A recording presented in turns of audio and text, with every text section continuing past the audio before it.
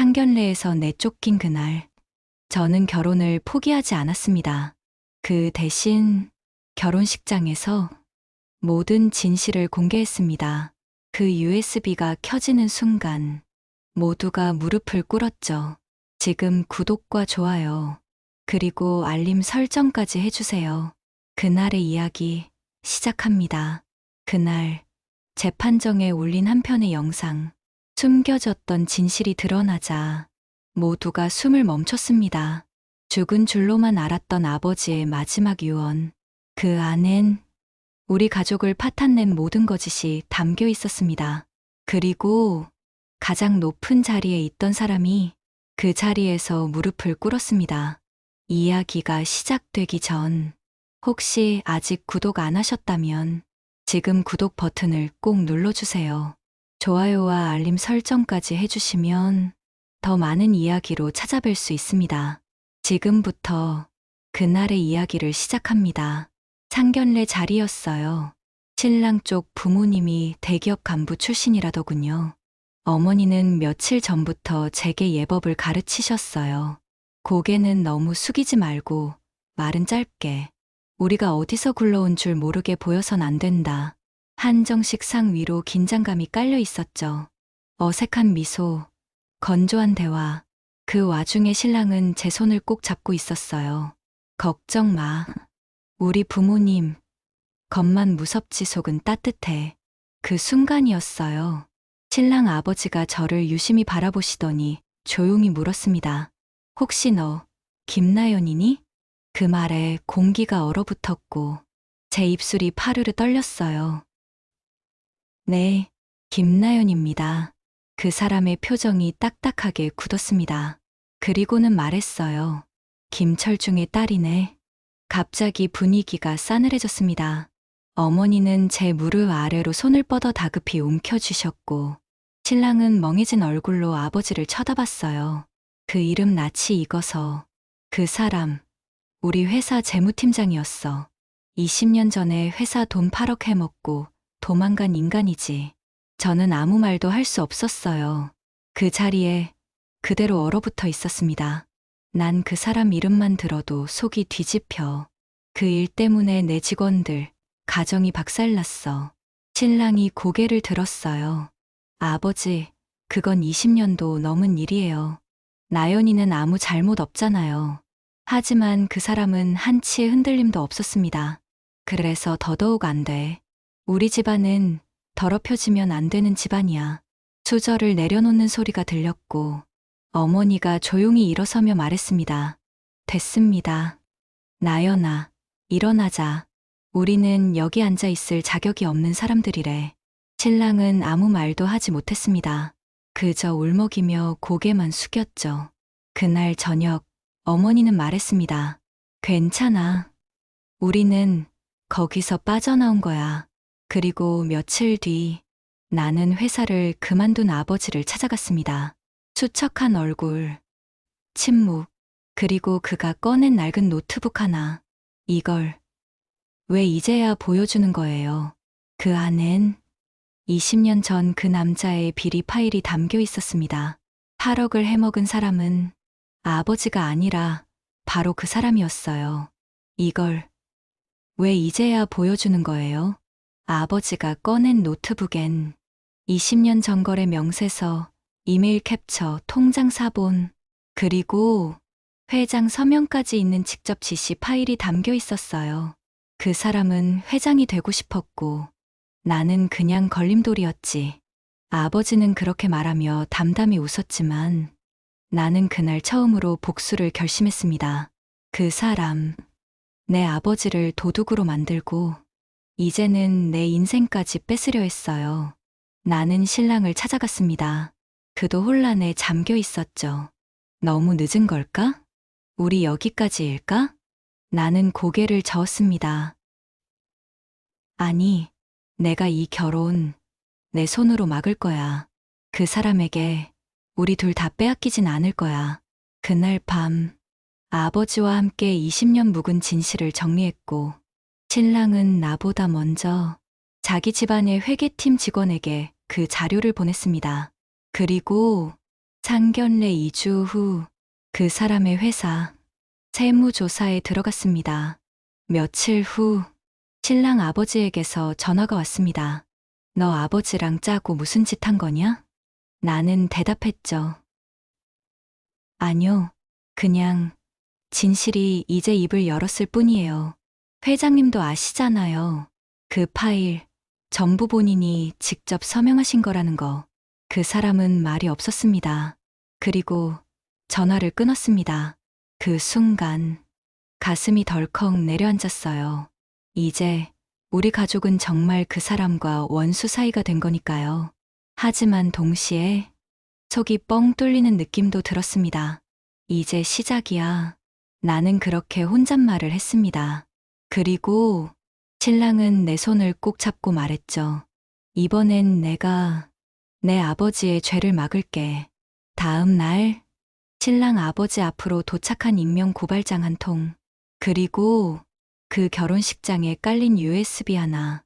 이 결혼식 그대로 진행해도 될까요? 사회자가 묻는 순간 하객들이 웅성였고 나는 무대 옆에서 그 장면을 지켜보고 있었습니다. USB가 켜진 순간 모든 하객이 고개를 숙였습니다. 결혼식장 축가도 끝났고 사회자가 웃으며 말했죠. 자, 이제 신랑 신부의 영상 편지를 함께 보시겠습니다. 그리고 대형 스크린이 켜졌습니다. 그 순간까지 아무도 몰랐어요. 그 USB 안에 어떤 진실이 들어있는지. 처음엔 평범했어요. 신랑과 내가 서로에게 쓴 편지 영상. 웃고 울고 모두 박수를 쳤죠. 그런데 다음 영상은 신부 측에서 특별히 준비한 자료입니다. 사회자의 멘트와 함께 화면이 바뀌었어요. 어두운 사무실, 녹음기 화면, 그리고 날카로운 목소리. 회장님, 8억은 이렇게 처리했습니다. 김철중 팀장은 도장 찍었고 서류는 전부 폐기했습니다. 잘했어. 그 인간은 조용히 사라지게 해. 회사 이미지 망가지면 너도 책임 못 면할 줄 알아. 그 목소리 바로 신랑 아버지였어요. 하객들 입에서 탄식이 쏟아졌습니다. 저 목소리 설마 저게 진짜야? 신랑 아버지는 그 자리에 얼어붙었고 신랑은 천천히 일어났습니다. 아버지, 저 영상 다 진짜죠? 그 사람은 고개를 돌렸고 신랑은 다시 물었습니다. 대답하세요. 그럼 우리 가족은 뭐였죠? 그 순간 신랑 어머니가 자리에서 일어나 신랑 아버지를 후려쳤습니다. 그 아이를 그렇게 만들고도 넌 지금까지 단 한 번이라도 죄책감 느껴봤어? 폭풍이었습니다. 결혼식장이 아니라 지옥이 열린 줄 알았어요. 그리고 나는 그 무대 옆에서 조용히 말했어요. 회장님, 저는 이제야 진짜로 축하받고 싶었습니다. 내 아버지도 그럴 자격이 있는 분이었고요. 신랑 아버지는 말없이 조용히 식장을 나갔습니다. 그날 결혼식은 무산됐고 하객들 대부분은 내게 고개를 숙이며 미안합니다라고 했습니다. 그리고 아버지는 처음으로 내 손을 꼭 잡고 말했어요. 이제 됐다. 이제야 숨 쉴 수 있겠구나. 그리고 난 그 손을 뿌리쳤습니다. 결혼식장은 조용히 무너졌습니다. 다음 날 뉴스에 보도됐어요. D건설 회장 횡령 혐의로 긴급조사 20년 묵은 비리 드러나 댓글엔 수천 개의 글이 달렸죠. 얼마나 더 숨겨왔던 걸까? 딸 결혼식장에서 폭로당한 회장이라니. 그 사람은 사퇴했습니다. 기자회견 한 줄도 없이 도망치듯 회사를 떠났고 신랑도 회사에서 사직서를 냈죠. 그리고 며칠 후 그가 날 찾아왔습니다. 나연아. 그는 고개를 숙이며 말했어요. 이 모든 게 부끄럽고 죄송하고 내 앞에 서는 것도 창피해. 하지만 나 지금 너 없으면 안 돼. 그 말에 내 심장이 한순간 흔들렸습니다. 하지만 나는 조용히 대답했죠. 나는 지금 누구의 그림자 아래도 서고 싶지 않아. 너는 좋은 사람이야. 하지만 난 내 가족이 아니라 내 가족을 지키기 위해 싸웠던 사람이야. 신랑은 아무 말도 하지 못했습니다. 그저 눈을 감고 고개를 끄덕였습니다. 기다릴게. 지금은 아니어도 언젠가 너의 이름이, 너의 선택이 당당해지는 날, 나는 돌아섰고 햇살이 내 앞을 가르며 쏟아졌습니다. 그제야 알았어요. 이 이야기는 복수가 아니었고, 그저 진실을 되돌리는 길이었을 뿐이라는 걸. 그러니까 이번엔 그냥 넘어가자, 나연아. 결혼식장이 박살난 다음 날, 나는 어머니와 함께 식탁 앞에 앉아 묵은 김치로 아침을 때우고 있었어요. 휴대폰이 울렸습니다. 신랑 어머니, 받지 말까 망설이다가 받았죠. 나연아, 어머니야. 잠깐 얼굴 좀 보자. 조용한 찻집. 신랑 어머니는 이미 와 있었고 눈이 벌겋게 부어 있었어요. 그날 정말 죄송했어. 그 아이 아버지가 그렇게까지 망가져 있을 줄은 몰랐어. 나는 아무 말도 하지 않았습니다. 그녀는 뜨거운 차를 한 모금 삼키더니 갑자기 의자에서 벌떡 일어나 그 자리에서 무릎을 꿇었습니다. 나연아, 우리가 너한테 잘못했어. 내가 며느리감을 보고 사람이 아니라 가문만 봤어. 정말 미안하다. 그 순간 내 눈가가 흔들렸어요. 하지만 그 말은 거기서 끝나지 않았습니다. 그녀는 고개를 조아린 채 숨을 내쉬며 말했어요. 그러니까 이번엔 그냥 넘어가자. 내가 공개한 자료들 우리 손주한테까지 흉이 될 수 있잖니. 나는 그제야 확실히 알았습니다. 이 사람은 미안한 게 아니라 무서운 거였어요. 회장의 추락이 두려운 거였고, 자기 가문의 이름에 금 가는 게 싫은 거였고, 앞으론 손주 핑계대며 나를 또 눌러앉히겠다는 계산이었어요. 그날, 나는 조용히 입을 열었죠. 그쪽, 내가 당신들한테 그렇게 쉬워 보였어요? 신랑 어머니는 깜짝 놀라 고개를 들었고 나는 그녀 앞에서 똑똑히 말했습니다. 난 당신들 가문에 들려고 몸 낮춘 적 없습니다. 당신들이 내 이름을 더럽혔을 때 난 가족을 지키고 있었던 거예요. 그걸 모른 척한 당신이 지금 사과랍시고 무릎을 꿇어요? 그녀는 입술을 떨며 그럼 뭘 어떻게 해야 하니? 나연아라고 했고 나는 대답했죠. 이 결혼 절대 안 합니다. 그리고 내 인생에 다신 그 집안 사람 단 한 명도 엮이지 않게 해주세요. 그녀는 무릎 꿇은 채로 울었어요. 하지만 그 눈물에 나는 단 한 방울도 동정이 가지 않았습니다. 그건 미안해서가 아니라 잡아야 하니까 흘리는 눈물이었으니까요. 그날 어머니 집 앞에 검은 차가 섰습니다. 그날은 조용했어요. 엄마는 마당에서 고추 말리고 있었고 나는 방에서 글을 쓰고 있었죠. 지금부터는 내 인생을 기록하자. 나는 그렇게 다짐했어요. 하지만 그 결심은 문 두드리는 소리에 박살났습니다. 쿵, 쿵. 엄마가 문을 열었고 검은 양복 차림의 남자 2명이 서 있었습니다. 김나연 어머니 되시죠? 누구시죠?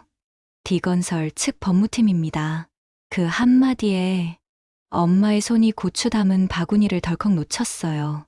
따님이 퍼뜨린 허위 자료로 인해 저희 회장님의 명예와 사회적 지위가 심각하게 훼손됐습니다. 민사, 형사 모두 대응할 예정이니 협조 바랍니다. 그리고 그들은 내용 증명 한 통과 고소장 초안을 건넸습니다. 엄마는 그 종이를 들고 아무 말도 없이 그냥 방 안으로 들어와 버렸어요. 내가 소리쳤어요. 엄마, 그거 내가 해결할게. 엄마는 아무것도 몰랐잖아. 그냥 가만히 있었잖아. 엄마는 조용히 앉더니 나를 보고 웃었어요. 괜찮다, 나연아. 엄마는 말이야. 너 혼자 싸우게 둘 생각 없어. 그 말이 더 아팠어요. 나는 떨리는 손으로 핸드폰을 들었고 그 사람 회장에게 전화를 걸었어요. 회장님. 누구? 김철중의 딸입니다. 그 순간 소화기 너머에서 웃음이 흘렀어요. 아, 너 그 영상 잘 봤다. 아주 드라마를 찍더라. 근데 김나연 씨, 이건 세상이지. 내 정의놀이 아니야. 나는 이를 악물고 대답했죠. 정의놀이는 아니에요. 그냥 더러운 것들한테 조금씩 되갚아주는 중이에요. 그 사람은 마지막으로 말했어요. 이 판, 내가 감당할 수 있을 것 같아? 내 엄마 지금 노인이야. 감정 소비 많이 하면 오래 못 버틴다. 그 순간, 내 눈이 뒤집혔습니다. 가만히 있는 어머니까지 건드렸다는 사실에 나는 다시 결심했습니다. 이번엔 진짜로 끝장을 보겠다고. 가문도, 명예도, 회장도 다시는 그 이름이 올라오지 못하도록. 나는 그날 검찰청으로 향했어요. 들고 있던 건 단 하나. 아버지가 남긴 노트북. 그 안에 있는 단서 몇 개로 찾아낸 이름. 유병식 전 감사실장. 회장의 오른팔이었다가 몇 년 전 돌연 사표를 낸 인물. 그 후로 조용히 사라진 사람. 운이 좋았을까. 그 사람은 검찰청 옆 작은 법률사무소에서 조용히 일하고 있었어요. 나는 문을 열자마자 말했어요. 김철중 팀장님 따님입니다. 아버지 이름만 들어도 무슨 말인지 아시겠죠? 그 사람은 고개를 떨구더니 한참 만에 입을 열었어요. 미안합니다. 내가 그때 차라리 입을 열었으면. 나는 노트북을 꺼내 보여줬어요. 이거 증거될 수 있어요? 그 사람은 화면을 보더니 심각한 얼굴로 말했어요. 이 정도면 검찰도 움직일 수 있습니다. 근데 나연 씨, 당신 진짜 이 판 버리려는 겁니까? 예, 이미 제 어머니까지 건드렸어요. 그 사람은 깊은 한숨을 쉬고 조용히 눈을 감았어요. 그리고 한참 뒤 입을 열었습니다. 김 회장, 사람 하나 죽였습니다. 10년 전 하청업체 부실공사 건으로 현장 소장 하나가 회의실에서 자살했죠. 근데 그거 자살 아니었어요. 내 손에서 펜이 떨어졌어요. 뭐라고요? 회사 이미지 망가질까봐 사고를 자살로 조작했어요. 그 서류, 나도 도장 찍었습니다. 그러니까, 나연 씨, 이번엔 나도 같이 갑니다. 그 순간, 나는 확실히 느꼈어요. 이 싸움, 나 혼자 하는 게 아니라고. 그리고 회장은 생각보다 훨씬 더 깊고 어두운 죄를 숨기고 있다는 걸. 사무실을 나서려던 찰나, 그분이 내게 메모 하나를 건넸어요. 이거 10년 전 그 현장 소장 아내분 연락처입니다.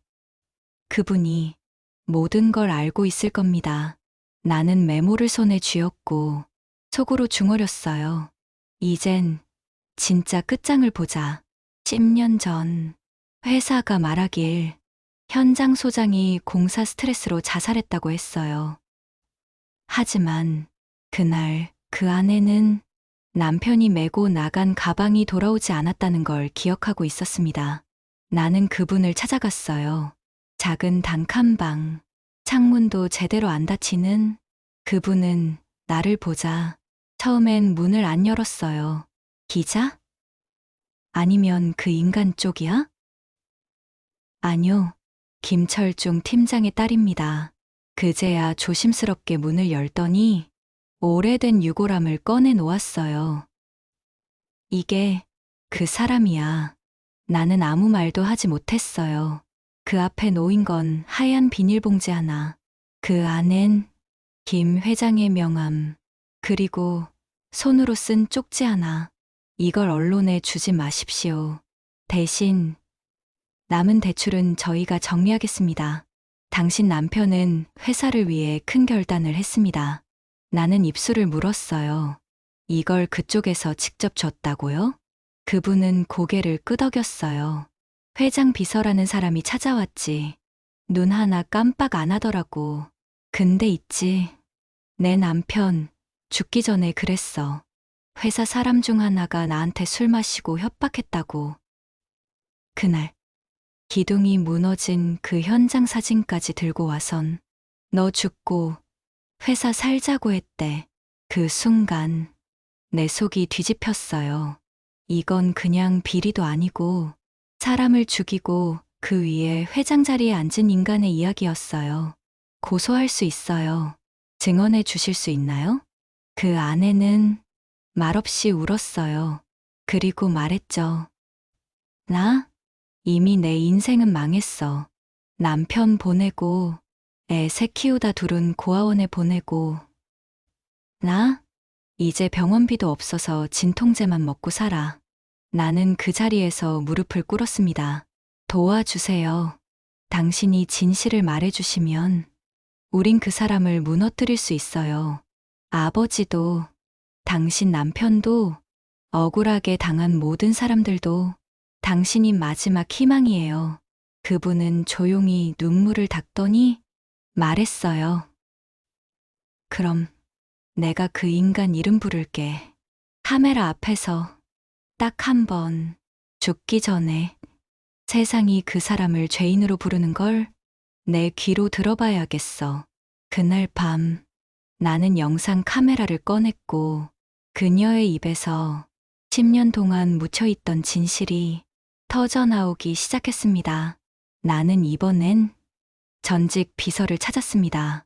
그날 현장 소장 아내가 말했죠. 명함을 들고 찾아온 사람, 회장 비서였다고. 회장이 지금은 기억 안 난다고 할 걸 알았기에 그 현장을 실행한 사람을 직접 잡아야 했어요. 몇 날 며칠을 뒤져 겨우 연락처를 구했습니다. 그는 지방 한 주택가에 숨어 살고 있었어요. 누군데요? 초췌한 얼굴, 문도 반쯤만 열고 눈부터 떨고 있었어요. 김나연입니다. 회장님, 기억 안 난다 하시던데요. 그날 당신한텐 뭐라고 했나요? 그는 갑자기 문을 확 닫더니 잠시 뒤 문틈으로 손편지 한 장을 건넸습니다. 당신도 살아야지. 회사 이름 하나 지켜주면 내 가족은 책임지 마. 죽은 자는 입 없고 살아있는 자만 회사 지킨다. 직접 회장이 쓴 손편지였습니다.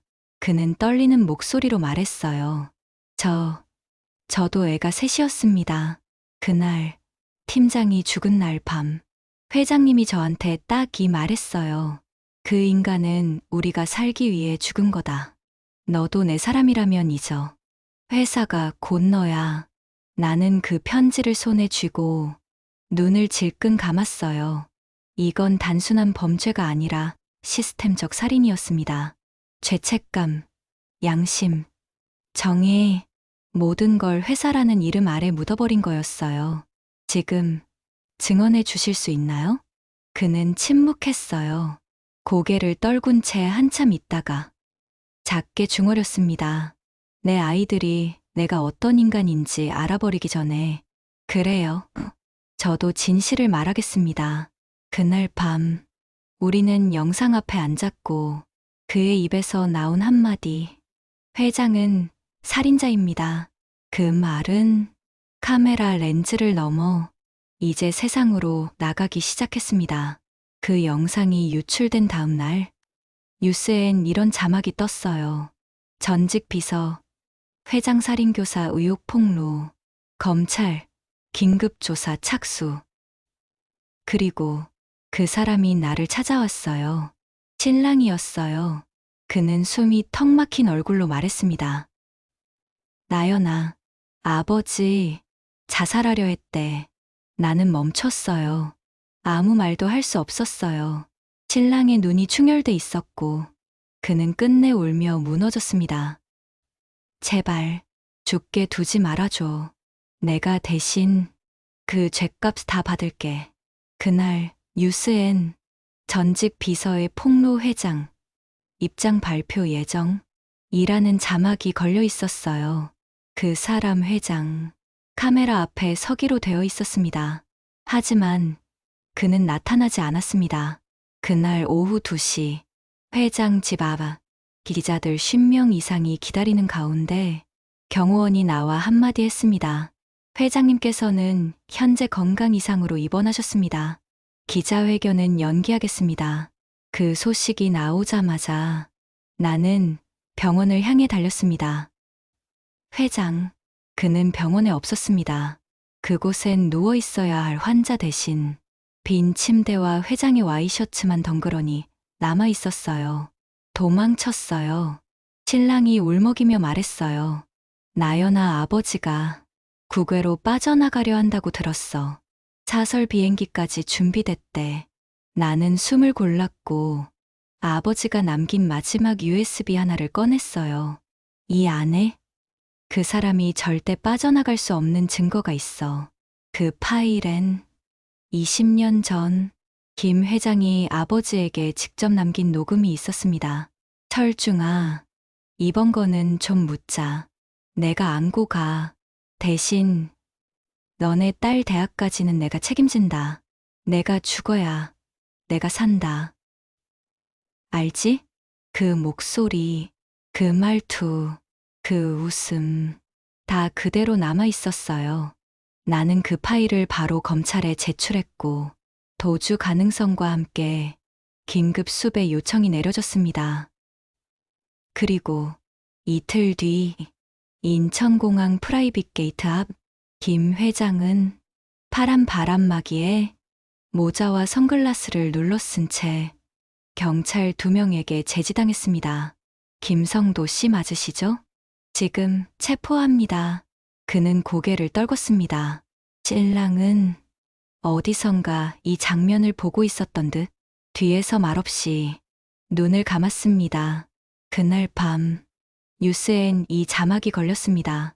도피 중 검거된 디건설 회장, 살인교사 횡령 혐의로 구속수사 착수. 나는 그걸 보며 울지도 웃지도 못했어요.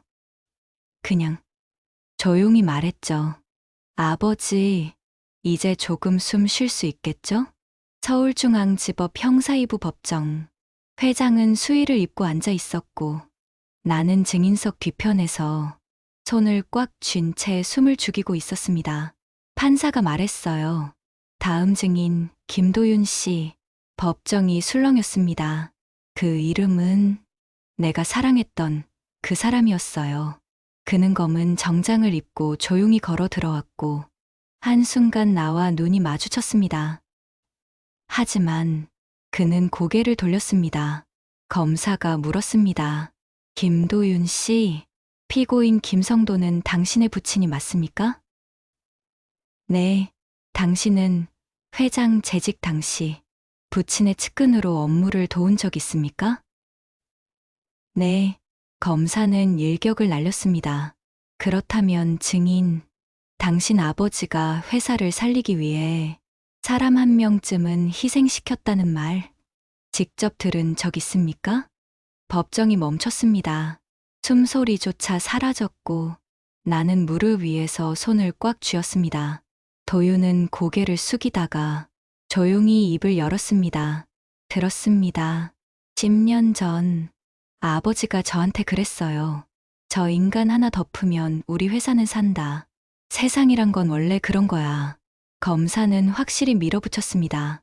그 말은 회장이 사람을 죽게 놔두고도 회사를 살린 게 정당하다고 말했다는 증언입니까? 예, 나는 눈물이 났습니다. 하지만 더는 울 수 없었습니다. 회장은 조용히 그를 쳐다보다가 비로소 입을 열었어요. 도윤아, 넌 지금 내 아버지를 죽이려는 거다. 그 한마디에 도윤이 고개를 들더니 처음으로 내 쪽을 바라보며 말했어요. 아버지, 전 지금 아버지를 죽이려는 게 아니라 저 자신을 살리고 있는 겁니다. 그리고 그날부터 지금까지 단 하루도 숨 쉬지 못한 이 여자도 이젠 좀 살 수 있어야죠. 나는 무너졌습니다. 말 한마디 못하고 그 자리에 그대로 앉아 눈을 감았습니다. 회장은 두 손을 꽉 쥐며 외쳤습니다. 너까지 이럴 줄은 몰랐다. 넌 내 피 아니냐? 도윤은 천천히 돌아서며 말했습니다. 맞아요. 회장님. 전 회장님의 아들이었습니다.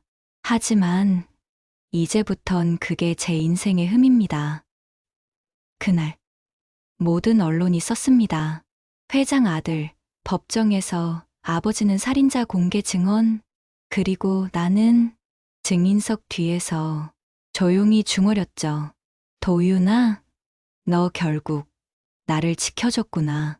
회장의 첫 공판이 끝난 지 이틀 뒤 검찰은 구속 수사를 요청했고 변호인은 반발했습니다. 그리고 판사는 보석 여부 결정을 남기고 선고를 일주일 뒤로 미뤘습니다.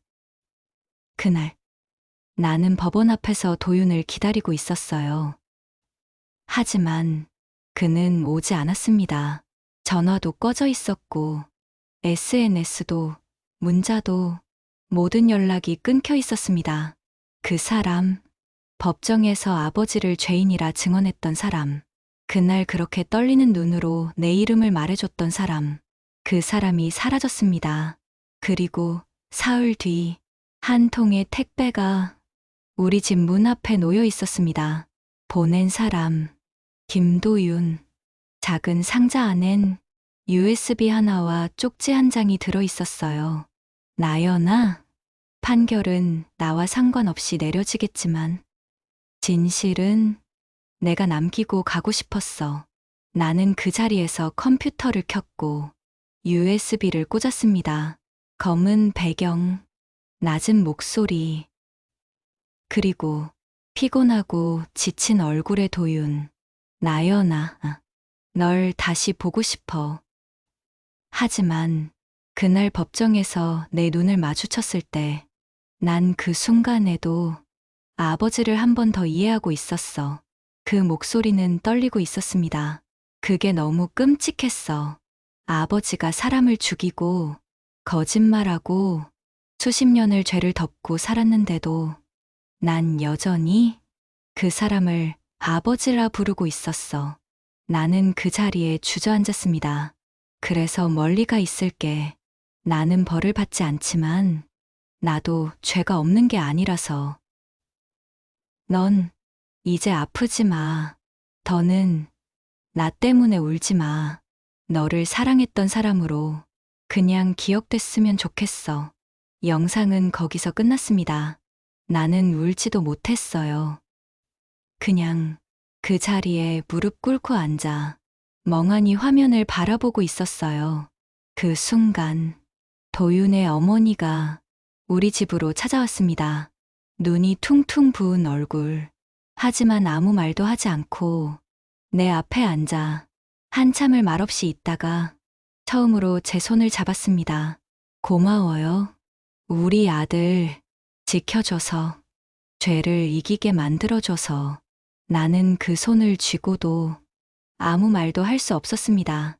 도윤은 사라졌지만 그가 남긴 영상은 곧 재판에서 회장의 죄를 결정짓는 핵심 증거로 제출됐고 법은 드디어 회장을 죄인이라 부르기 시작했습니다. 서울중앙지법 제11형사부. 긴장이 감도는 법정. 내 손은 식은땀으로 젖어 있었고 나는 증인석 바로 뒤에 앉아 그 순간만을 기다리고 있었습니다. 김 회장은 수의 차림에 고개를 숙인 채 앉아 있었고 판사는 조용히 입을 열었어요. 피고인 김성도에 대한 판결을 선고합니다. 정적. 모두가 숨을 죽였습니다. 피고인은 업무상 횡령, 살인교사, 증거인멸 등 다수의 혐의가 인정되어 징역 25년형에 처한다. 그 순간 김 회장이 고개를 들었습니다. 그의 얼굴은 처음 보는 낯선 표정이었어요. 눈은 충혈됐고 턱은 떨리고 있었고 입술이 말라붙어 있었어요. 판사가 조용히 말했습니다. 피고인, 마지막 진술 기회를 드리겠습니다. 그는 무대 위에 선 배우처럼 천천히 일어났습니다. 그리고 법정 전체를 둘러본 뒤 나를 향해 시선을 고정했습니다. 나는 내가 무슨 죄를 지었는지 모릅니다. 법정 안에 한숨이 흘렀고 나는 손이 떨렸어요. 나는 회사를 살렸고 수천 명의 직원을 지켰고 아무도 그 책임을 지려 하지 않을 때 내가 나섰습니다. 내가 아니었으면 다들 굶어 죽었을 겁니다. 그는 자신을 감싸던 재판부조차 무시하듯 고개를 젖히며 소리쳤습니다. 그래, 내가 덮었다. 내가 시켰다. 그래야 회사가 살아남았다고. 그게 죄입니까? 판사는 말없이 종이를 정리하고 있었고 나는 입술을 깨물었습니다. 그때 신랑 도윤의 어머니가 조용히 일어났습니다. 모든 시선이 그녀에게 쏠렸고 그녀는 말했습니다. 그래요. 당신이 회사 살렸죠. 근데 그 회사에 내 남편이 죽었고 내 아들은 부끄러움에 사라졌고 내 며느리는 당신이 뱉은 이름 하나로 인생이 무너졌어요. 회장은 아무 말도 하지 못했습니다. 그녀는 말했습니다. 그게 죄냐고요? 그게 사람을 죽이고도 죄인지 모르겠냐고요? 그럼 당신은 사람도 아닙니다. 회장은 조용히 주저앉았고 그 순간 나는 처음으로 눈물을 흘렸습니다. 그건 기쁨도 슬픔도 아니었습니다. 그저 끝이었다는 증거, 모든 고통이 이제 진짜로 법의 이름으로 심판받았다는 증거. 회장이 징역 25년형을 선고받고 법정은 산산이 무너졌습니다. 기자들, 시민들, 심지어 회장의 친척들조차 등을 돌렸고 나는 그날 집으로 돌아와 겨우 한숨을 돌릴 수 있었죠. 그런데 다음 날 아침 뉴스 일면에 실린 단 한 줄, 회장 측 인물, 수감 직전 마지막 영상 공개 예고. 영상? 무슨 영상? 나는 당장 검색창을 열었고 회장 개인 법률 대리인이 기자회견을 열었다는 기사를 확인했습니다. 피고인은 수감 전날 개인적으로 녹화한 영상 한 편을 남겼으며 영상은 오늘 오후 6시에 언론에 공개될 예정입니다. 나는 숨이 멎는 기분이었어요. 회장이 마지막으로 무슨 말을 남긴 거지? 왜 지금 와서? 왜 이 타이밍에? 그리고 오후 6시 포털 사이트 메인에 영상이 올라왔습니다. 김성도 전 회장의 마지막 메시지. 재생 버튼을 눌렀고 화면에 그 익숙한 얼굴이 떠올랐습니다. 회장은 수의 차림, 형광등 아래에서 앉아 의외로 차분한 표정으로 말했습니다. 난 이제 죄인입니다. 법정이 그렇게 불렀고 난 그걸 인정합니다. 잠시 침묵. 그리고 그가 다시 입을 열었습니다. 하지만 김철중 팀장은 죄가 없었고 나도 그걸 알고 있었으며 그 죄값은 나 혼자만의 것이 아니었습니다. 나는 눈을 떴습니다. 뭐? 나는 회사를 지키기 위해 많은 죄를 덮었고 그 과정에 내 아내도 그리고 내 둘째 아들도 관여되어 있었습니다. 순간 내 손에 쥐고 있던 컵이 바닥에 떨어졌습니다. 내가 지은 죄의 절반은 내 집 안에서 만들어졌고 그 아들은 지금도 자유롭게 세상을 걷고 있습니다. 둘째 아들? 나도, 도윤도 모두 그 자리에서 그 말을 들었습니다. 그리고 영상은 마지막으로 한 장의 사진을 띄웠습니다. 사진 속 남자, 낯익은 얼굴, 나를 늘 따라다니며 묻고 엿보고 감시하던 그 남자, 정신과 의사라고 했던 아버지의 상담 주치의 그가 회장의 둘째 아들? 영상이 끝나고 기자들은 모두 발칵 뒤집혔습니다. 회장, 수감 전 충격 폭로, 둘째 아들, 모든 음모의 배후? 그날 밤, 집 앞에 편지 하나가 도착했습니다. 우린 아직 끝난 게 아닙니다. 당신은 진실의 반만 본 거예요. 보낸 사람? 적혀 있지 않았습니다. 하지만 나는 알 수 있었습니다. 그 남자가 진짜 지옥의 시작이라는 걸. 회장이 감옥에 간 뒤 나는 간신히 숨을 쉴 수 있었습니다. 하지만 그건 너무 짧은 평화였어요. 그 사람, 회장의 둘째 아들이라는 그 남자, 정신과 의사라고 했던 그 자, 조용히 그가 우리 어머니에게 접근했습니다. 어르신, 따님 일로 많이 힘드셨죠? 제가 옆에서 마음 상담 도와드릴게요. 그렇게 우리 동네 경로당에 무료 상담 봉사를 나온다고 했습니다. 어머니는 몰랐습니다. 그 사람이 어떤 인간인지, 그게 회장의 또 다른 아들이라는 걸. 나는 어느 날 집에 들어와 소름이 돋았습니다. 서랍이 열려 있었고 아버지가 남긴 USB가 사라졌습니다. CCTV를 돌려봤습니다. 거기엔 웃으며 우리 집에 들어오는 한 남자의 모습. 그 남자, 정신과 의사, 회장의 둘째 아들. 그 순간 내 온몸에 소름이 돋았습니다. 그리고 그가 남긴 메모 한 장이 내 책상 위에 놓여 있었습니다. 김나연 씨, 이 싸움 끝났다고 생각했나요? 우리 아버지는 무너졌지만 내 이름은 아직 살아있거든요. 나는 식은땀을 흘렸고 엄마에게 전화를 걸었습니다. 엄마, 혹시 요즘 누가 다가온 사람 있어요? 의사, 상담한다는 사람 같은 사람. 그 순간 전화기 너머로 엄마가 말했습니다. 응? 나연아, 지금 그 사람 집에 와 있어. 컴퓨터 좀 봐달라 해서 이제 나가려고 해. 나는 소리쳤습니다.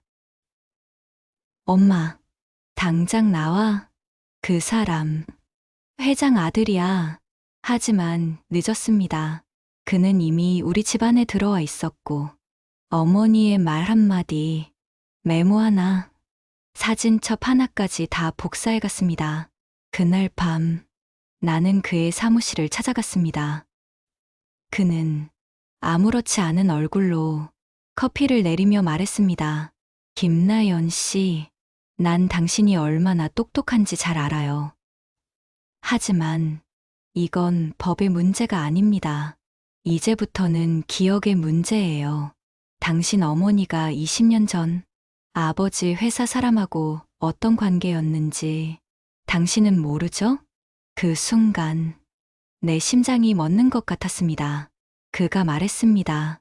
나는 의사니까 기억을 지워줄 수도 있고 거꾸로 새로 만들 수도 있어요. 그의 얼굴은 짐승이었습니다. 사람이 아니었어요. 나는 그날 확실히 느꼈습니다. 회장은 끝이 아니었습니다. 진짜 악마는 지금 내 어머니 옆에 앉아 있었습니다. 그날 아침 어머니는 밥을 태웠습니다. 항상 정확히 물 맞춰 밥 짓던 분이었어요. 엄마, 정신 없어? 그녀는 웃으며 말했어요. 어제 누가 약 주더라고. 잠 잘 오는 영양제랬는데 그거 먹고 나니 몸이 축 늘어지더라. 내 심장이 덜컥 내려앉았어요. 약. 누구? 누가 줬는데? 그 의사 선생님 있잖아. 그 착한 친구. 경로당에서도 애들 상담 잘해주더만. 그 인간. 회장의 둘째 아들. 나는 당장 병원으로 달려갔어요. 어머니가 드셨다는 영양제를 챙겨갔고 의사에게 말했어요. 이 약 성분 분석 좀 부탁드립니다. 혹시 기억 쪽에 작용하는 게 있나요? 그리고 3시간 후 의사는 조용히 말했습니다. 이 약 일반 영양제 아닙니다. 소량이긴 하지만 신경계 억제제 성분이 들어있어요.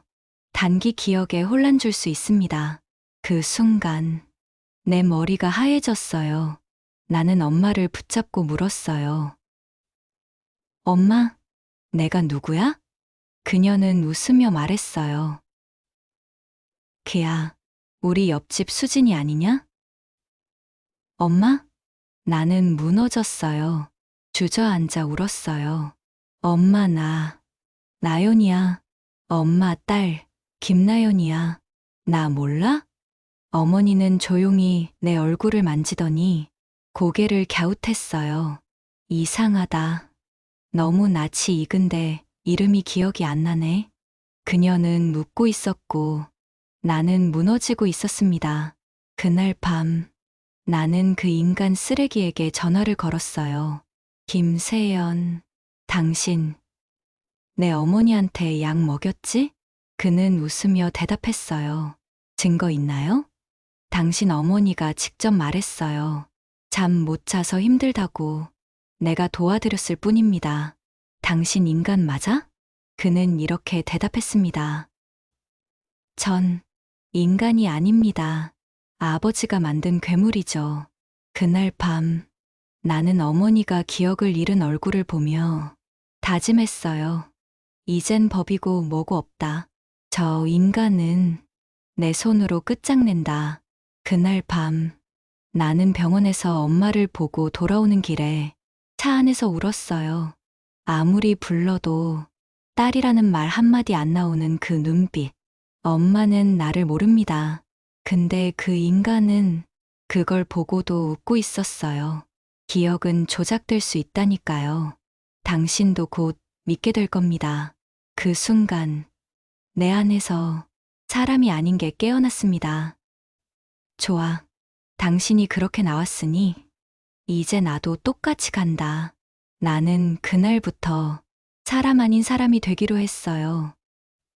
먼저 그의 상담센터에 손님인 첫 예약을 했어요. 아, 상담은 오후 3시부터 가능하십니다. 여직원이 말하자 나는 얼굴을 가리고 고개를 끄덕였어요. 그리고 그날 오후 녹음기와 소형 카메라를 품 안에 넣고 그 앞에 앉았습니다. 김나연 씨, 상담 오셨다고요? 그는 날 못 알아봤어요. 나는 검은색 가발, 마스크, 안경까지 썼으니까요. 나는 울먹이며 말했어요. 선생님, 요즘 엄마가 저를 못 알아봐요. 혹시 누가 약 같은 걸 먹였을까요? 그는 피식 웃었어요. 가족이 그런 말 하면 안 되죠. 아마 그렇게 믿고 싶은 거겠죠. 그런데 엄마? 혹시 김영자 씨 아니에요? 나는 숨을 삼켰어요. 그가 말했습니다. 김영자 씨, 내가 도와줬어요. 그 여자, 머릿속이 너무 복잡했거든요. 그 순간, 내 품속에서 녹음기가 돌아가고 있었어요. 그 여자, 머릿속, 내가 도와줬다 전부 들어갔습니다. 며칠 후, 나는 그가 드나들던 비밀 창고도 알아냈어요. CCTV가 없는 창고, 직접 약과 기록들을 숨겨둔 곳. 밤 11시, 나는 그 창고로 갔어요. 그 안에는 엄마의 병원 기록 사본, 우리 가족에 대한 정보들, 그리고 김명자 약물 실험 기록. 그 순간 나는 울었습니다. 그리고 웃었습니다. 내가 이겼다고 생각했지? 나는 그 모든 기록을 들고 나와 시청 앞 광장, 카메라 앞에 섰습니다. 기자들이 몰려오고 내가 말했습니다. 내 어머니에게 기억을 지우는 약을 먹인 사람이 있습니다. 의사 가면을 쓴 괴물입니다. 그리고 그날 밤 9시 뉴스엔 회장 둘째 아들 기억 조작 의혹 전면 보도. 그 인간은 도망쳤고 나는 그의 모든 경로를 추적하고 있었습니다. 이젠 법정이 아니라 내 방식으로 끝내야 할 차례. 보도는 전면에 나갔습니다. 그의 얼굴, 이름, 이력, 그리고 그가 했던 말들까지. 김영자 씨 머릿속이 너무 복잡했어요. 그래서 내가 도와줬죠. 그 말 한 줄로 그는 더 이상 의사가 아니었습니다. 자격 박탈, 명예 박탈, 아버지가 망했던 그 방식 그대로 그도 무너졌습니다. 나는 만족했어요. 엄마는 아직 날 몰랐지만 그래도 그 인간은 두 번 다시 다른 사람 건들지 못하니까. 그런데 그날 밤 11시 낯선 번호로 전화가 왔습니다. 받자마자 익숙한 목소리, 김나연 씨, 뉴스는 잘 봤습니다. 그 인간, 이제 그만합시다. 서로 상처만 남잖아요. 나는 말했죠. 늦었어. 넌 끝났어. 그는 웃으며 말했습니다. 진짜 끝나면 좋겠네요. 하지만 당신 아직 모르는 게 많아요.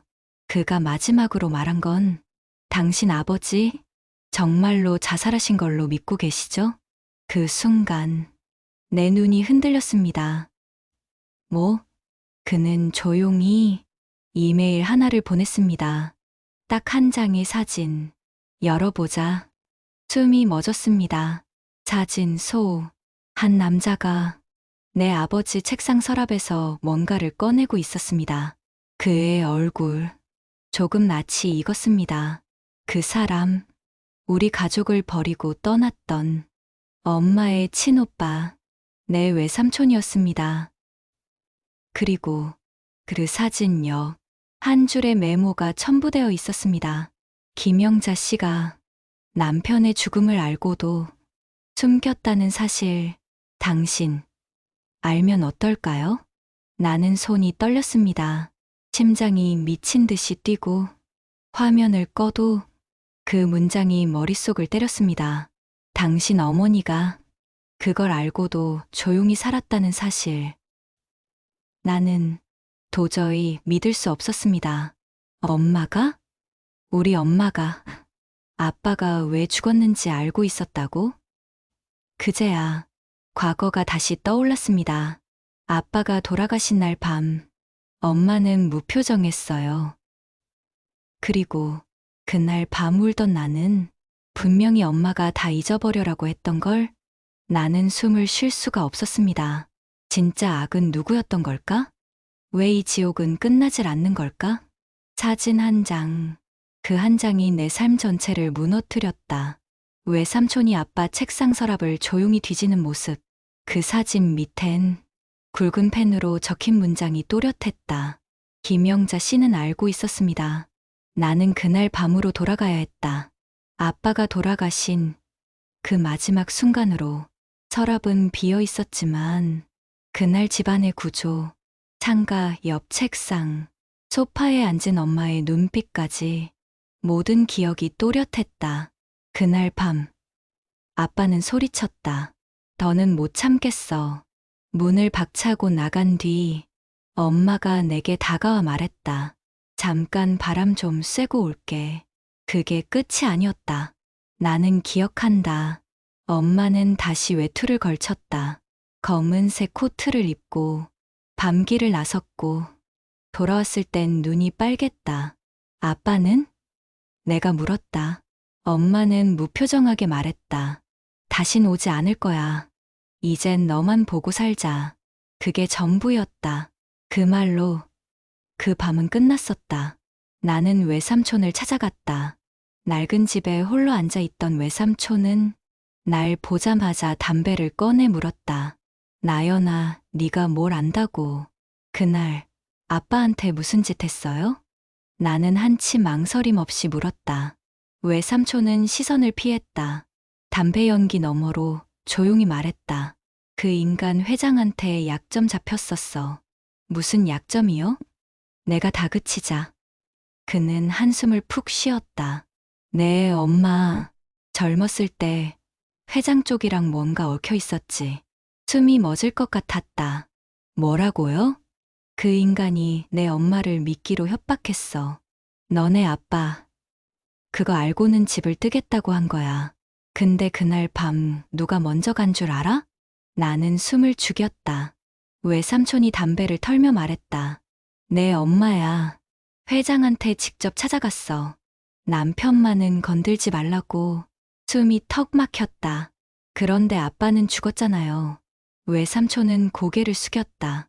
그게 대답이었다. 집에 돌아오자 엄마는 소파에 앉아 TV를 켜고 있었다. 나는 리모컨을 꺼내 TV를 껐다. 엄마가 고개를 들었다. 왜 그래? 나는 마주 앉아 조용히 입을 열었다. 엄마, 그날 아빠 왜 죽은 거야? 엄마는 물컵을 들다가 멈췄다. 손끝이 떨리고 있었다. 갑자기 그게 왜 회장한테 갔었지? 엄마는 천천히 고개를 끄덕였다. 그래, 가서 뭘 했는데? 내 목소리는 차가웠다. 도와달라고 했어. 가족 지켜달라고. 엄마는 말을 더듬었다. 그런데 왜 아빠는 죽었어? 엄마는 입을 닫았다. 눈물이 뺨을 타고 흘렀다. 그날 밤, 회장이 말했어. 남편을 살리고 싶으면 내가 시키는 대로 하라고. 나는 떨리는 입술로 물었다. 그래서 뭘 시켰는데? 엄마는 그 말을 끝내 하지 못했다. 대신 눈물만 더 깊어졌다. 그게 전부였다. 그제서야 깨달았다. 내가 미워했던 엄마는 사실 나와 같은 피해자였다는 걸. 엄마는 그날 밤 가족을 지키려고 했던 사람이었다. 하지만 그 진실 하나로 우리는 너무 멀리 돌아와 있었다. 법정, 조용했다. 단 한 사람도 숨을 크게 쉬지 못했다. 앞에 앉은 회장은 두 손을 모은 채 고개를 빳빳이 들고 있었다. 마치 자신이 심판자가 된 듯한 얼굴이었다. 하지만 나는 마이크 앞에 서서 조용히 말했다. 증거 제출하겠습니다. 이 영상은 제 아버지의 생전 유언입니다. 재판장이 고개를 끄덕였고 내 손에 쥐고 있던 USB가 천천히 법정 스크린에 재생됐다. 영상 속의 아버지는 병실 침대에 누워 있었다. 숨소리는 거칠었지만 눈빛은 명확했다. 내가 말 못했던 것들이 있다. 나연아, 넌 꼭 이걸 알아야 한다. 아버지는 한 문장 끝을 알리는 듯한 목소리로 말을 이어갔다. 회장 그자는 너희 엄마를 오래전부터 괴롭혀왔다. 젊은 시절 회사 부지 사건으로 내 엄마 이름을 빌려 많은 걸 숨겼지. 그걸 알고도 내가 입 다물고 있었던 이유는 너희를 지키기 위해서였다. 그 순간 회장은 얼굴이 굳었다. 시선을 피하려 했지만 법정의 수십 개의 눈이 그를 똑바로 보고 있었다. 영상은 계속되었다. 하지만 더는 안 되겠더라. 나 하나 사라지면 진실도 묻힐 줄 알았지. 그래서 이걸 남긴다. 이 영상이 재생될 때쯤이면 나는 이 세상에 없겠지. 하지만 그자는 살아서 자신이 만든 거짓과 마주해야 할 거야. 영상이 꺼지자 법정은 무겁게 침묵했다. 재판장이 고개를 들었다. 피고인, 이에 대해 할 말 있습니까? 회장은 입술을 달달 떨었다. 그리고 천천히 일어났다. 잠시 그는 아무 말도 하지 못했다. 그러다 결국 고개를 푹 숙이고 무릎을 꿇었다. 죄송합니다. 순간 피고인석 뒤에서 엄마가 숨을 몰아쉬며 고개를 떨궜다. 나는 조용히 손을 뻗어 엄마의 손을 잡았다. 우리 가족을 망가뜨렸던 한 사람, 그 거대한 권력. 그날 세상은 공평하게 무너졌다. 재판은 끝났고 회장은 모든 직위에서 물러났다. 그의 회사는 검찰 조사에 넘겨졌고 비자금, 뇌물, 위증, 온갖 비리가 드러났다. 엄마는 긴 세월 동안 말하지 못했던 진실을 이제야 놓아주듯 울었다. 나는 그런 엄마를 안고 조용히 속삭였다. 이제 괜찮아요. 엄마, 아빠가 다 지켜줬어요. 구독과 좋아요, 알림 설정은 이야기를 만드는 큰 힘이 됩니다.